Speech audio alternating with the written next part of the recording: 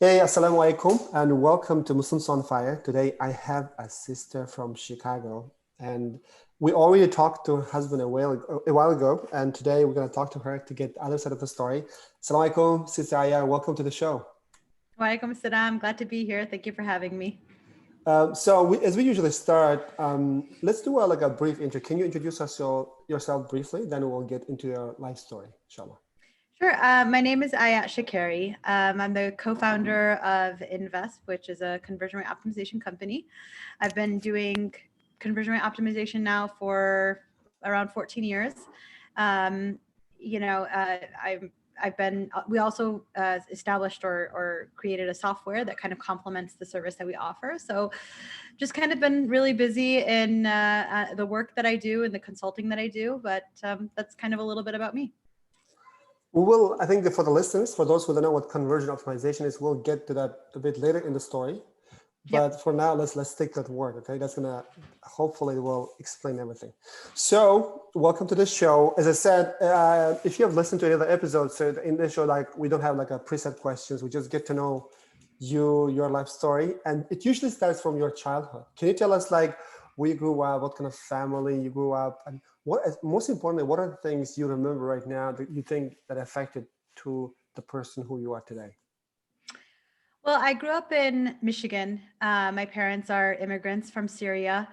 Okay. And, my parents came in the 70s. And so I'm an 80s child that grew up in Michigan. And really, like, kind of one of the things that formed my childhood was we used to travel a lot overseas to Syria, which was amazing. And it obviously, like, really grounded me in the love of my dean and kind of helping create kind of that direction overall for my life.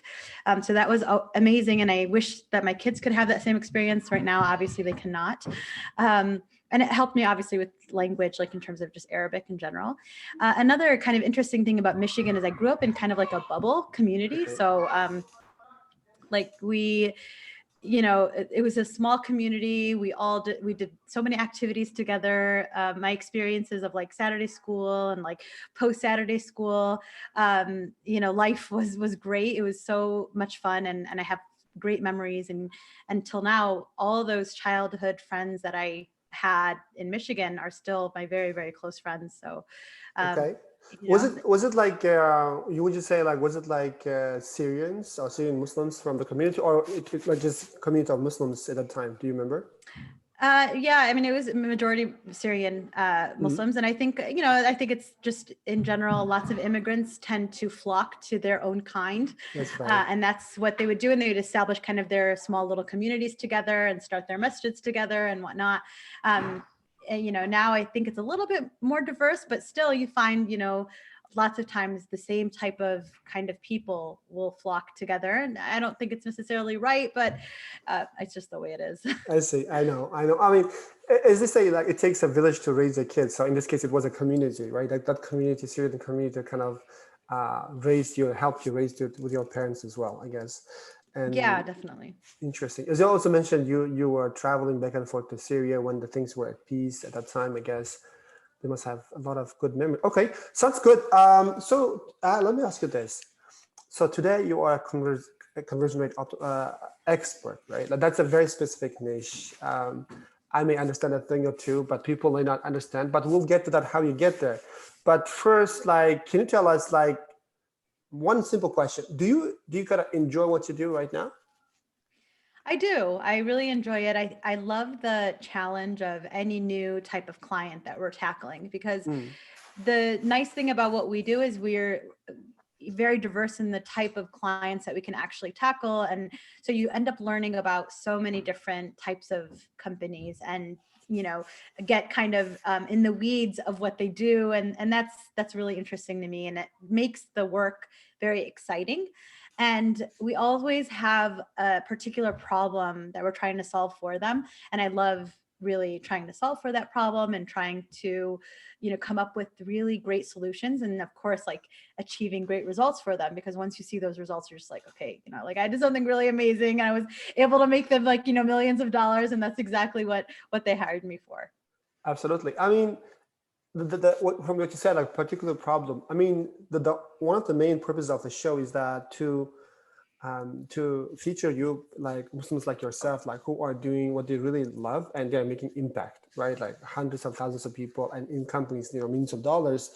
But to get there is the main challenge, right? There are many listeners right now, even the listening, either they don't have a clarity, the purpose in life, like what they want to do, or some of them maybe know what they like, but they're not really taking that step, extra step to get and to get there what they want to be.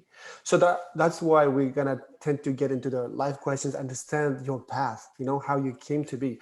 So tell us about this. Like, when do you think was the earliest time you kind of find out this is something for you, this conversion rate optimization for you? Yeah, I mean, it's interesting because you don't always, like you said, people don't always know their path. And especially when you go to university, you think you want to do something and you go into something and you study something and then you end up not doing that thing in the end. Exactly. And that's actually exactly what happened to me. Actually, ever since I was young, I knew for one thing, I wanted to be a teacher, an educator. I loved children. I loved working with them. I loved educating. That was like my passion. And then, so I studied education as a result, and I became a teacher.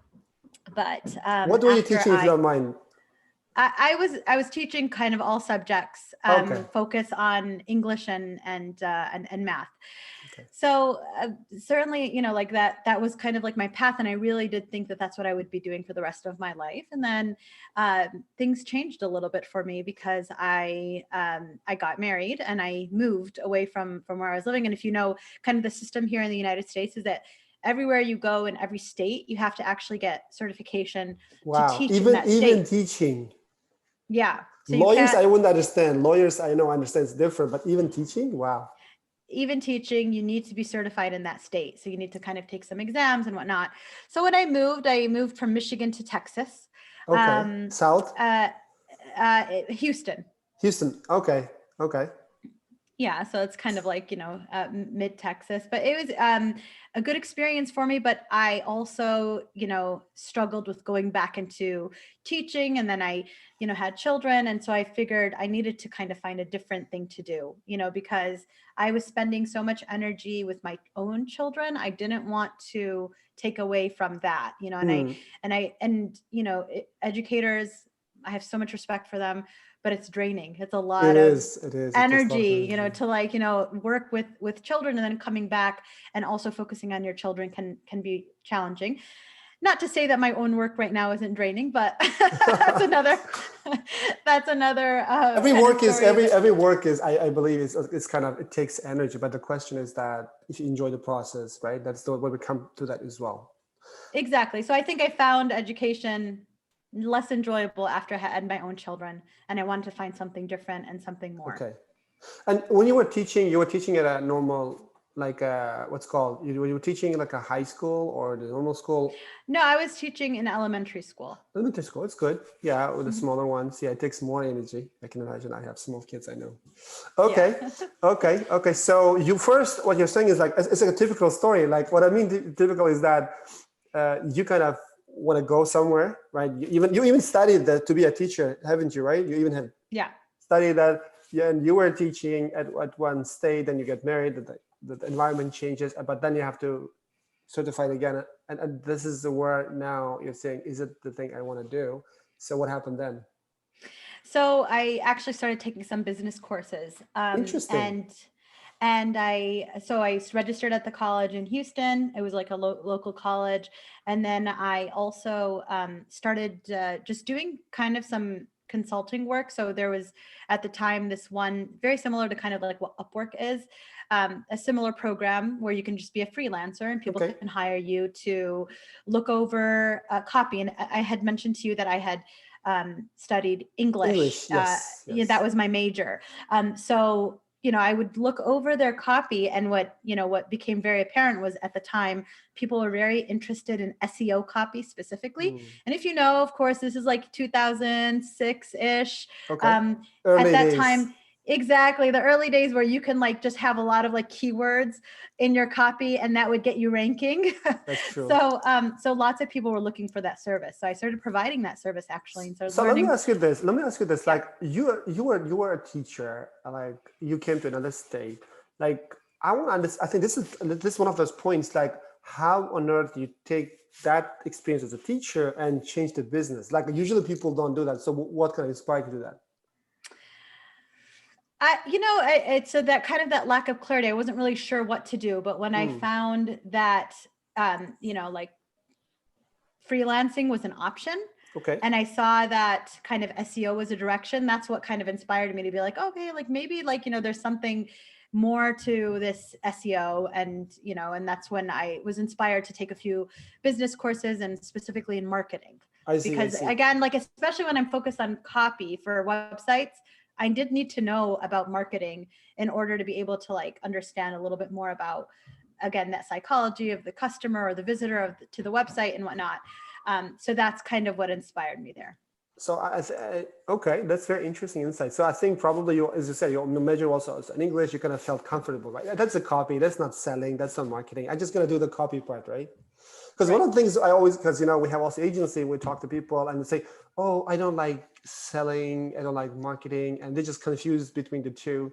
The marketing isn't always selling; it's storytelling at the end of the day. But Yep. interesting. So you kind of took that approach. Like, was it like was it like a long time course, like 2-3 years, or it was short one? No, it was kind of like just semester, based courses. Wow. Okay. I think I took like, at least like, 2-3 semesters of different business and marketing courses just to kind of familiarize myself. And then I was lucky enough to also go on like a 2-day retreat with some well-known CRO experts in our industry.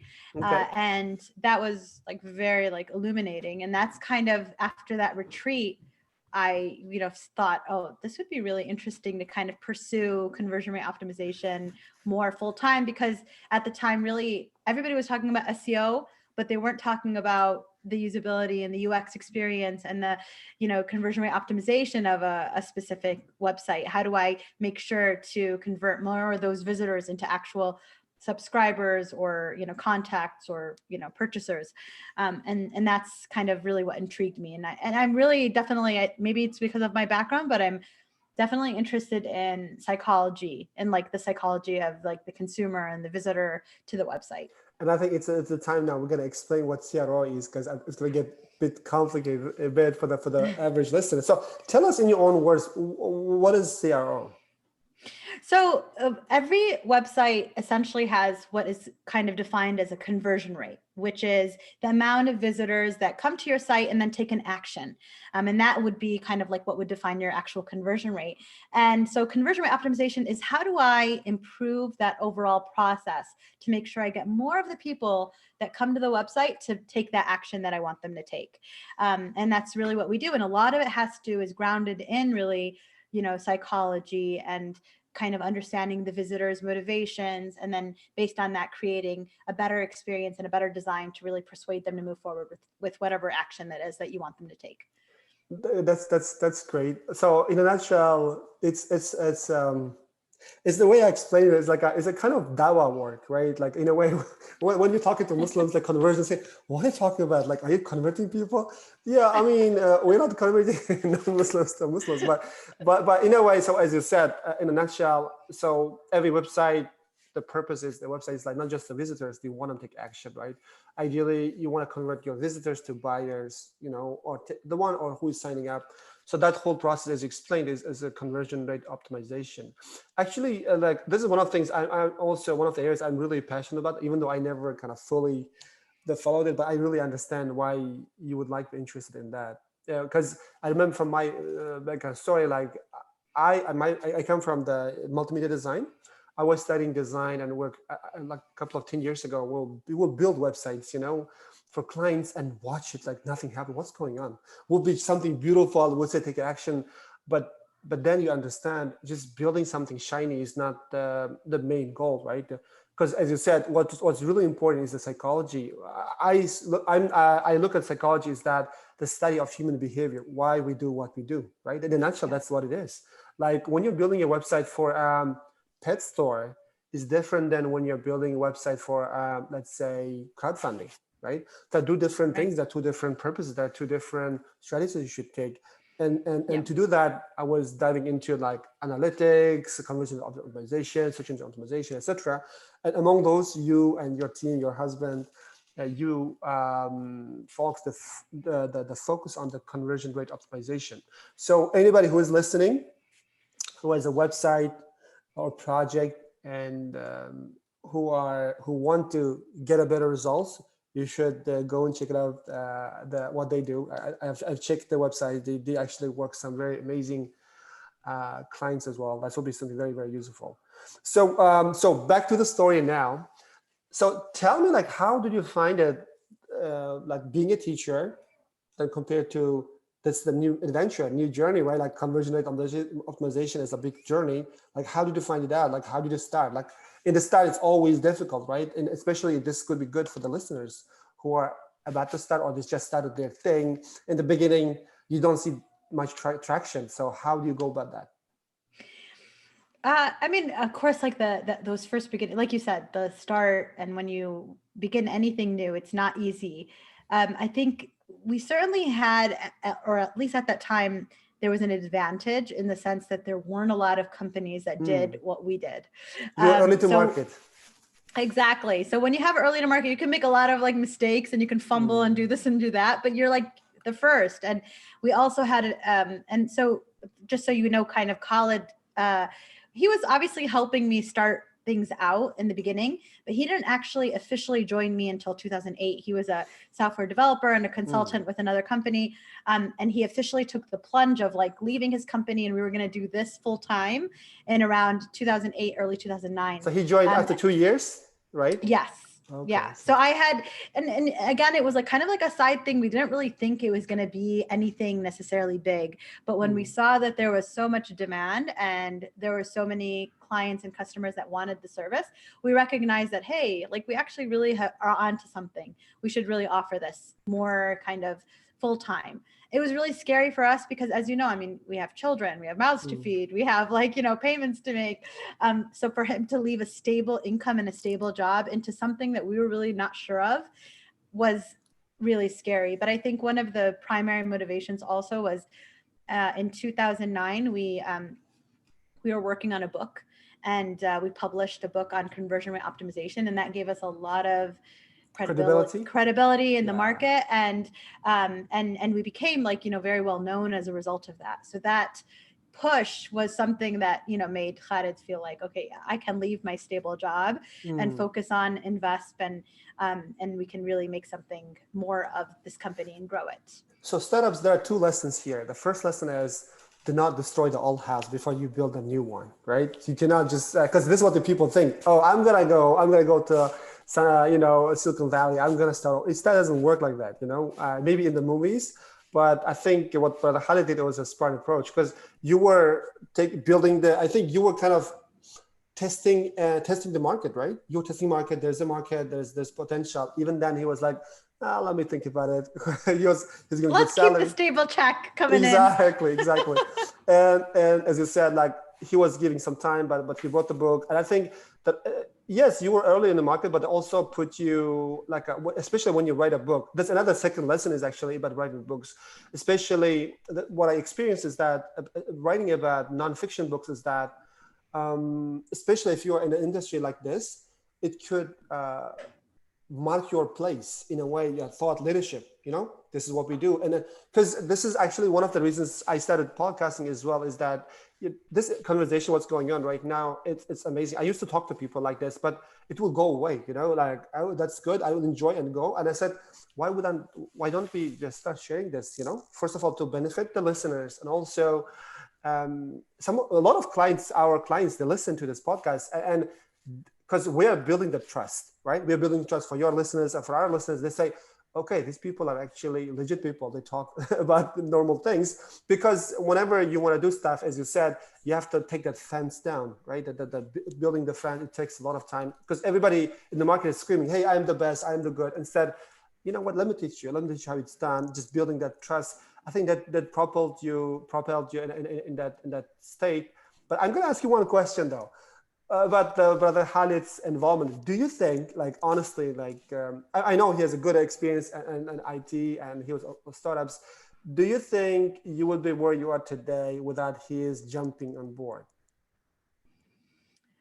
Um, I don't know. I can never know. That's like God in God's knowledge only. We Yeah, don't know if no, that would be possible. yeah, absolutely. But my question is You know, not and about what happened there. But my question is like, but you can see his like involvement, right? Like what kind of? The question is like in a different way. What kind of things he brought to the team that kind of complemented you? That's the question, I guess. well, and I think that's a kind of a key thing, especially if you have two spouses working in That's the another same challenge. kind That's of another business. challenge. Yeah, it is. It is a challenge. And I think you need to make sure that you divide and conquer and you separate things so that everybody's aware of like what their strengths are and what they can kind of really contribute to the overall process.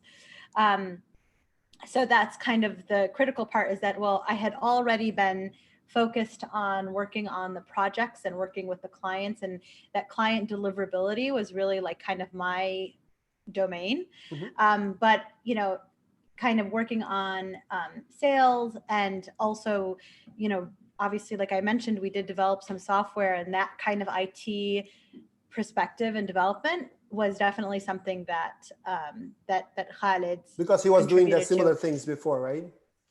Exactly. I see. That's something that he was very comfortable with.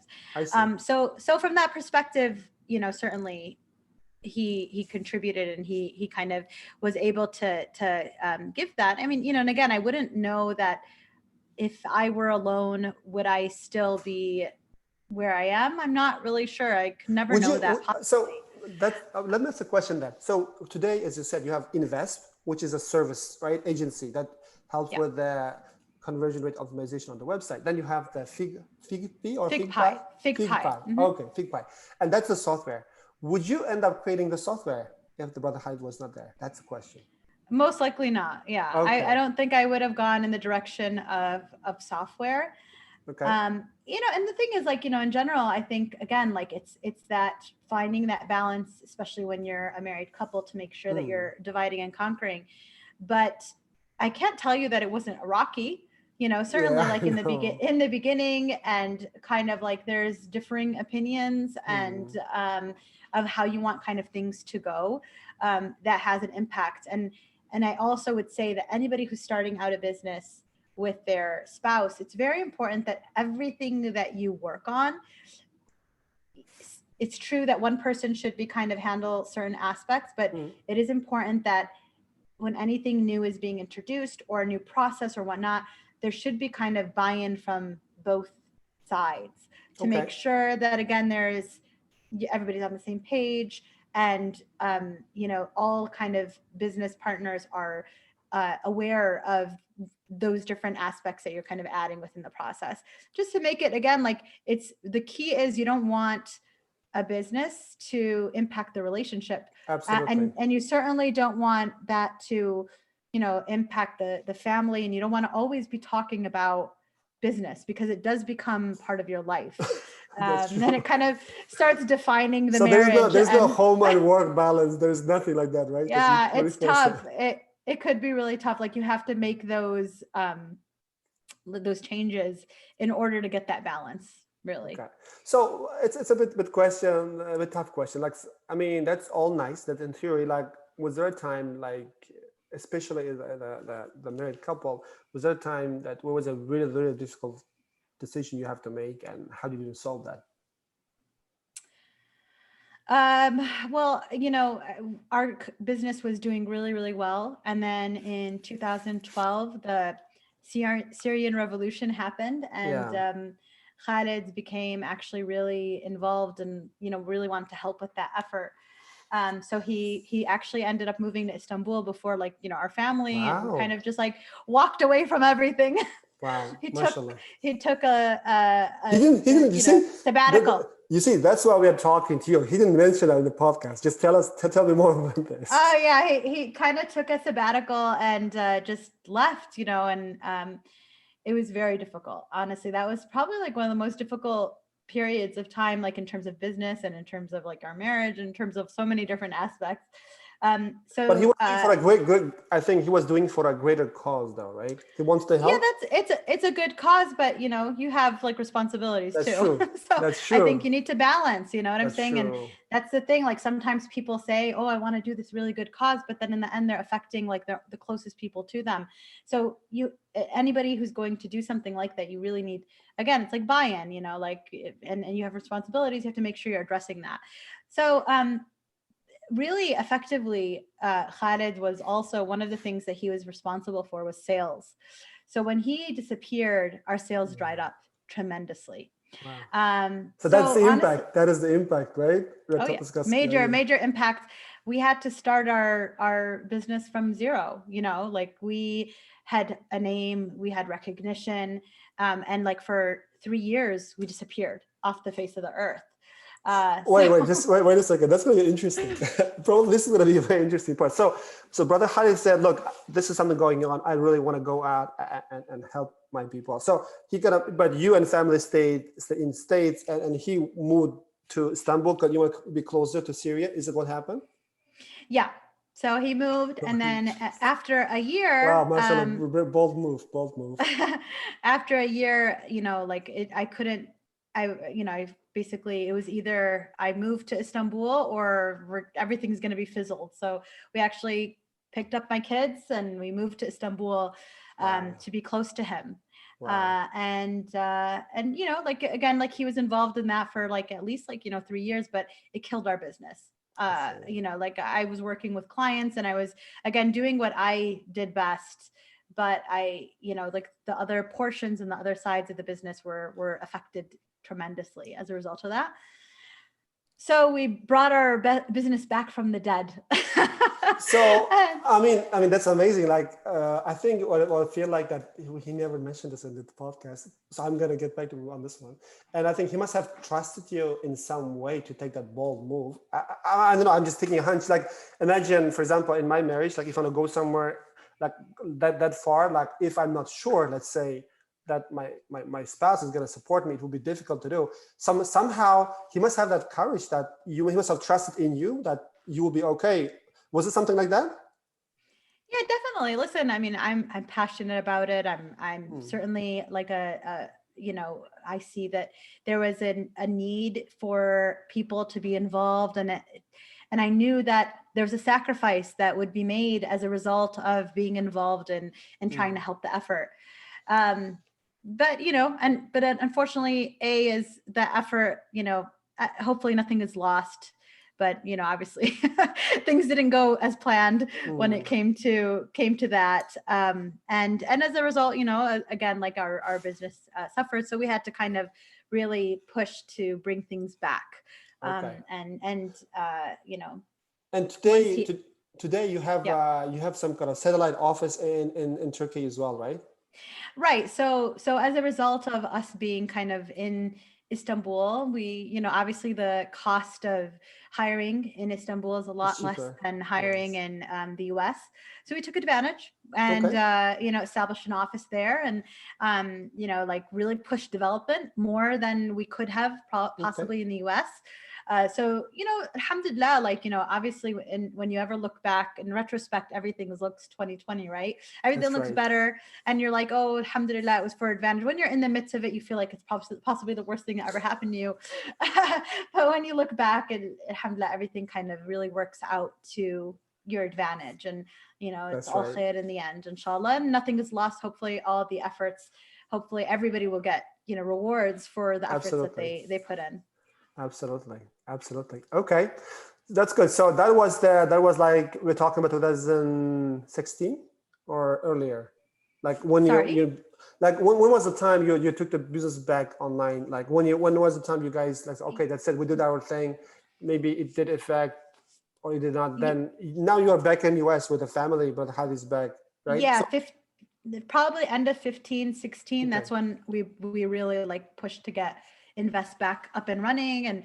And even those 2 years, like we had even stopped like speaking engagements. I was back on the road traveling to like the UK and back to the US to do like lots of different speaking engagements. Again, getting our name out there, and so that people within our industry were aware that we still existed, because like I said, we disappeared for a while.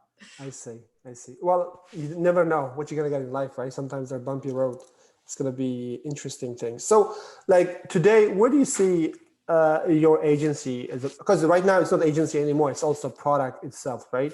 But today, as of today, like when you look at this, like how is like the revenue generated between 50-50, or agency is more, or the product is more? Like, where is it right now?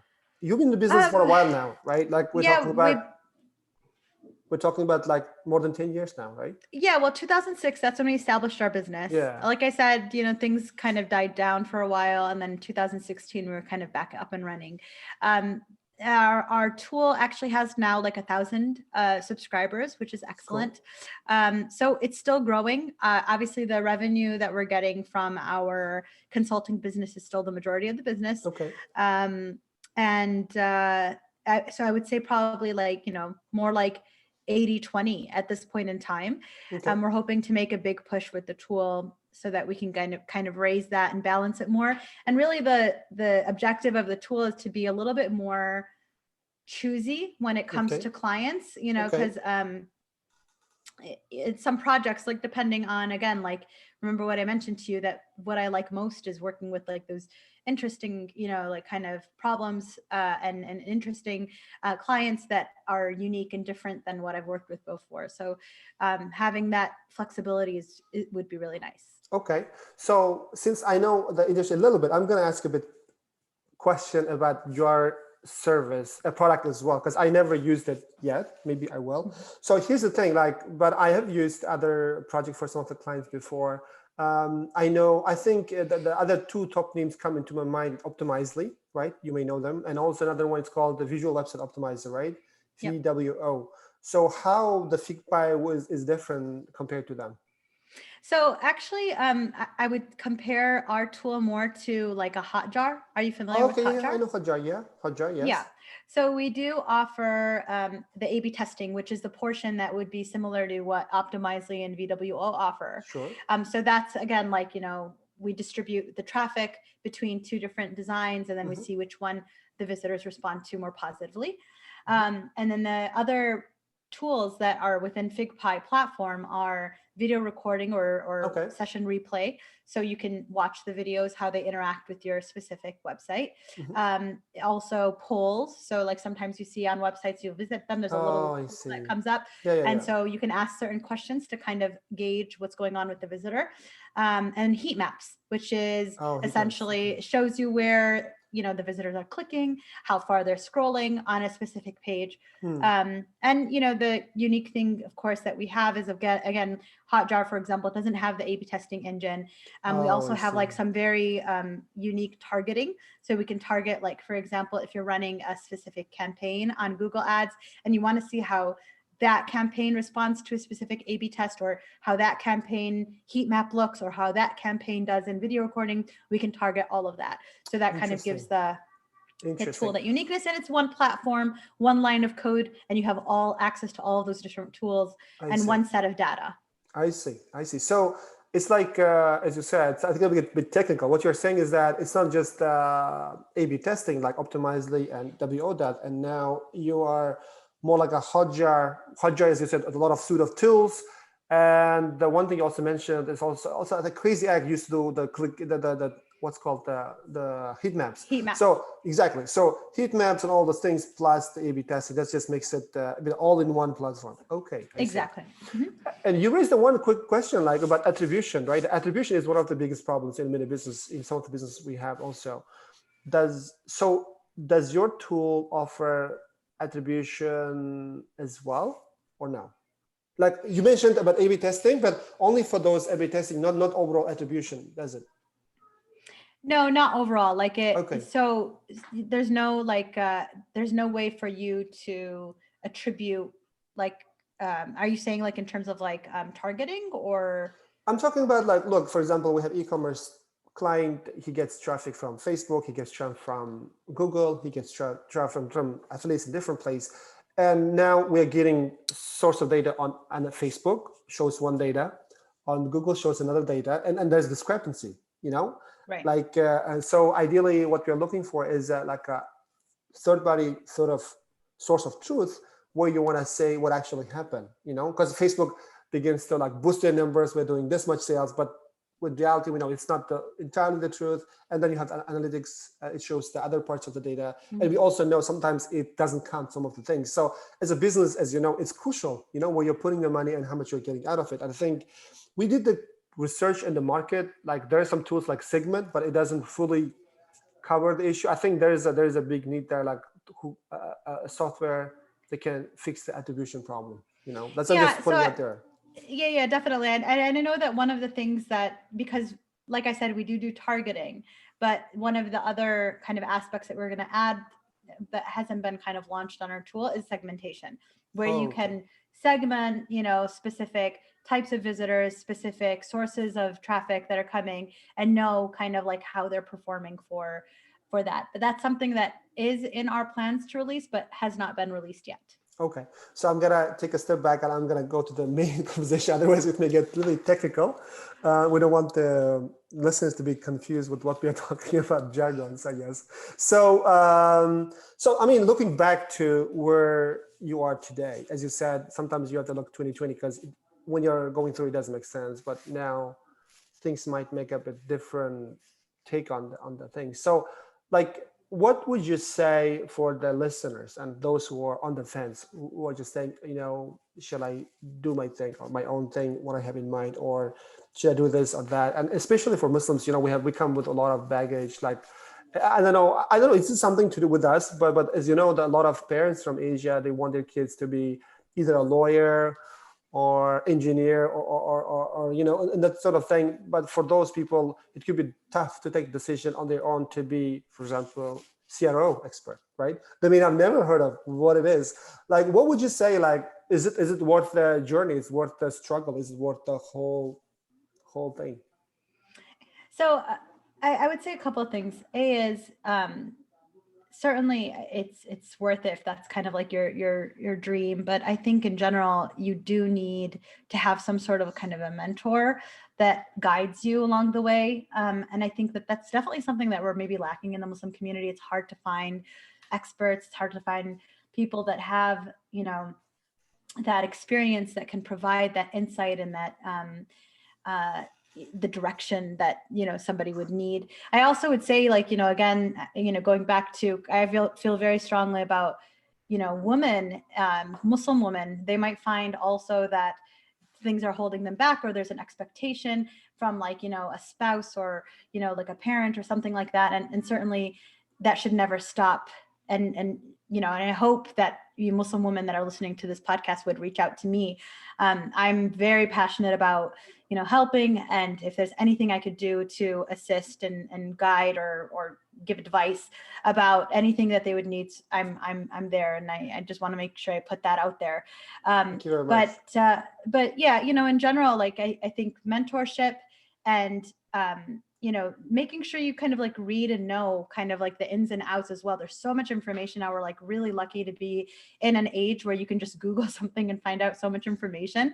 Obviously, you have to really also make sure that the information that you're reading is authentic. That's a little bit of a struggle, but there is a wealth of information out there. So making sure that you're up to date and you're aware of everything that's going on within the industry that you're interested in. And then don't limit yourself to a specific field, because there is, like, we've mentioned today, now learning kind of a little bit about what I do.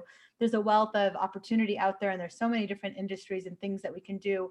And where really Muslims are needed to shine beyond the health industry and engineering industry, there's so many areas where we need kind of Muslims to bring in their expertise and be kind of like those examples, and hopefully we'll get more and more people to be interested in those different areas as a result. So I have a question for you. I mean, first of all, thank you for your generosity, and I think with the transcript we will share probably your LinkedIn profile, so people can reach out to you on that one, ask for advice. Very kind of you. I mean, but my question is that you said the mentorship is important. I think I want to understand, like, first of all, how do you come to this conclusion? Is it because that is your first, your personal experience? And secondly, like in those difficult days, starting the days for you, did you have a mentor? Or if so, how did you find that? How did you find your mentor? And how do you look for a mentor? I mean, that's the question, I guess. Yeah, I think the reason why I mention it is because I really did stumble in the beginning. I was new. Everybody I didn't does. really know. Everybody does. Everybody Exactly. does. And I think that if I had, some direction or somebody that could possibly give advice, maybe some of the choices that I would make would be a little bit different.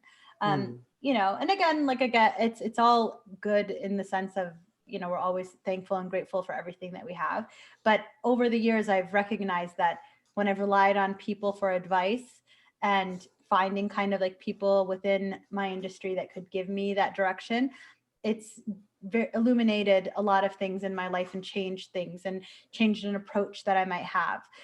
So that's really like, I only am mentioning mentorship out of experience when I didn't have it. And then when I did, kind of like the difference in terms of how I felt and the direction and the way that, again, like I'm a lot more focused because of all the mistakes, right? You can skip some of them at least. Exactly. Like hopefully you don't fall into like those blunders because you have somebody there that's telling you, hey, like you should watch out for this. You should be careful of this. And they kind of give you that direction. How did you find your mentor? If you don't mind me asking, what did you look for and how do you find a good mentor? Like from your experience?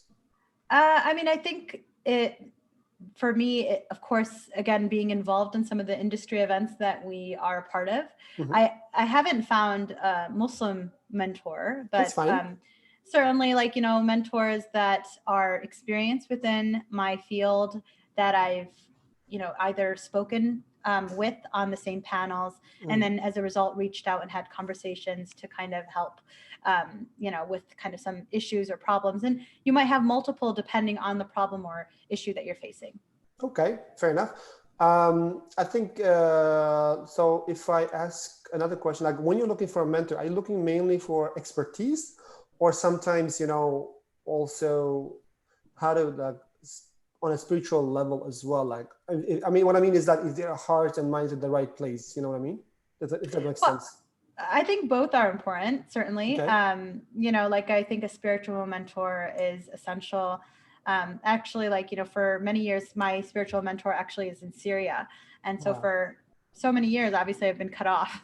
So like, that's been a little bit challenging. It does help. And it, gives like, that sense of purpose in life in general, especially when we all go through kind of our ups and downs and that helps. But when it comes to business, it's more like expertise related. So, specifically, for example, we included recently a new kind of aspect to our process, which is called jobs to be done theory, and seeking kind of mentorship and expertise from that. So somebody who's very much in that field was very helpful. So that's kind of like mentorship when, okay, well, I'm going to incorporate this into my process, but I'm really not sure on the know-how. So I'll go to kind of like that expert to help me. I see. So you reach out proactively, right? Is it right? Yeah, definitely. That's cool. I mean, you have to. That's cool. Yeah. That's cool. Is there, our kind of conversation is coming to an end. I just want to ask the question, like, is there any question I should have asked? Maybe I haven't, and you want to explain or you want to share? No, I think that's okay. That's pretty much. I don't know if there's anything else that I would necessarily add. Like it's obviously like there's so many different aspects to business. So again, like anybody. So let me ask you one. Let me ask you. I just remembered one. So as a Muslim woman business owner, what does success mean to you? I would say that I would never put a kind of, and then maybe this is a great cliche, but I wouldn't put a dollar sign next to success. You would or you would not? I would not, but it certainly helps. Okay. but I think success is just being happy with what you're doing in terms of, like the work that you're producing and the type of work that you're doing. And then, seeing obviously whatever it is that you're doing and contributing to, like, for example, in my case, success for me is when I see clients actually achieving the results that, I've promised them, as a result of, the consulting that I've done. So that for me, like, of course, I'm happy with what I'm doing, and I'm also making sure that I'm achieving those results. That to me is the success that I'm looking for. And of course, success is also constant growth. I think that if you're stagnant and you're not moving forward and you're not always learning and you're not always evolving, then you're not going to be, it's going to impact your happiness, and it's going to impact the results, and it's going to impact overall, that success that you're trying to achieve. Okay. Interesting approach. Thank you very much. So can you tell the listeners where, and watchers as well, of course, viewers. So can you tell us like where they can find you? What is the best place to reach you at for mentorship or any other questions? If you want to try out your product, what will be the best place to find you? So I'm very active on LinkedIn. So definitely, if you reach out to me on LinkedIn, I will respond to you. I'm also available via email. My email is my name at invesp.com.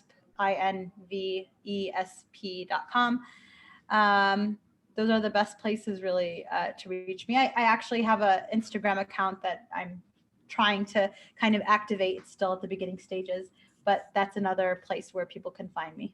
Sounds good. And I will share all those links and as a transcript as well. And thank you very much for being here and sharing your story. I'm inspired.